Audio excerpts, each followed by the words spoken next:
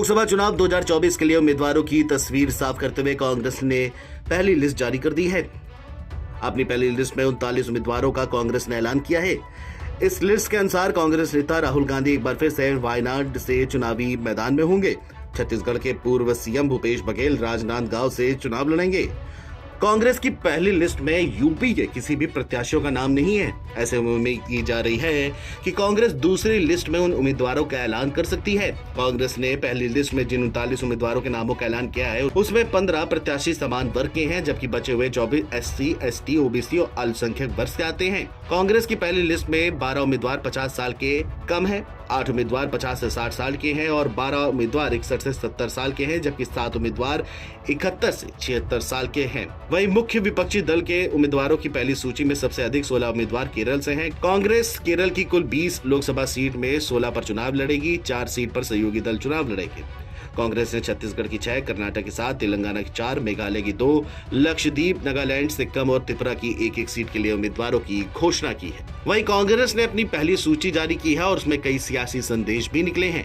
सबसे बड़ा संदेश तो ये सामने आया है कि वरिष्ठ नेताओं को भी कांग्रेस चुनावी मैदान में उतारने जा रही है। वो किसी को भी रिटायर करने के मूड में नहीं दिख रही है और इसका सबसे बड़ा उदाहरण है KC वेणुगोपाल है, जिन्हें पार्टी ने केरल की अल्लापपुझा सीट से उतार दिया है। इससे पहले तक वे एक राज्यसभा सांसद थे, लेकिन अब जनता के बीच में उन्हें वोट मांगने पड़ेंगे।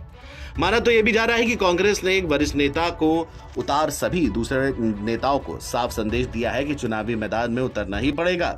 लिस्ट में अशोक गहलोत, सचिन पायलट, भूपेंद्र हुड्डा, दिग्विजय सिंह और कमलनाथ जैसे नेताओं का नाम भी चर्चा में आ रहा है। यह अलग बात है कि कमलनाथ जैसे कई नेता चुनावी राजनीति से अब दूरी बनाने के संकेत दे रहे हैं, लेकिन कांग्रेस का सारा फोकस सीट निकालने पर है। ऐसे में बड़े चेहरों को ही आगे करने पर जोर दिया जा रहा है।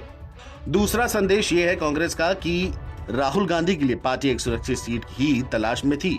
वे कहने को कांग्रेस के वर्तमान में सबसे बड़े नेता है, प्रधानमंत्री उम्मीदवार भी माने जाते हैं, लेकिन बात जब चुनावी रण की आती है तो उन्हें फिर केरल की वायनाड की सीट से लड़वाकर साफ संकेत दिए गए हैं। वायनाड का समीकरण राहुल के मुफीद बैठ रहा है। 56% ज्यादा मुसलमान और हिंदू आबादी का भी अच्छी संख्या में होना राहुल को फायदा पहुंचा सकता है। वही ये साफ नहीं है कि राहुल अमेठी से चुनाव लड़ेंगे या नहीं, लेकिन पिछली बार मिली हार ने कांग्रेस के सामने चिंता करने के लिए कई सवाल छोड़ दिए हैं। बीजेपी ने तो फिर से स्मृति ईरानी को खुला मौका देकर चुनौती देने का काम कर दिया है। अब कांग्रेस चुनौती को स्वीकार करती है या इससे दूर भागती है, ये तो आने वाले दिनों में साफ हो जाएगा। वैसे कांग्रेस की पहली लिस्ट में 15 उम्मीदवार समाज श्रेणी के आते हैं। इसके अलावा 24 SC, ST, OBC और अल्पसंख्यक समाज से हैं। अब कांग्रेस की लिस्ट पर अगर ध्यान से गौर करें तो कुछ नेताओं के टिकट भी कटे हैं। वडकरा सीट से कांग्रेस के कन्नौथ मुरलीधरन का टिकट काट दिया गया है। उनकी जगह सफी परम्बिल को मौका दिया गया है। मुरलीधरन अब केरल के ही त्रिशूर सीट से चुनाव लड़ेंगे। वहीं KC वेणुगोपाल को लोकसभा का टिकट देने के लिए इस बार शनि मोल उस्मान का टिकट काट दिया गया है और इसी तरह नलगोंडा सीट से N उत्तम कुमार रेड्डी का पत्ता साफ हुआ है। उनकी जगह इस बार रघुवीर कुंडूरू चुनाव में उतरेंगे। तो कुल मिलाकर के पहली लिस्ट में 39 उम्मीदवारों के नामों का ऐलान करने के बाद कांग्रेस ने काफी बड़े सियासी संदेश दिए हैं। Video desk NBT online.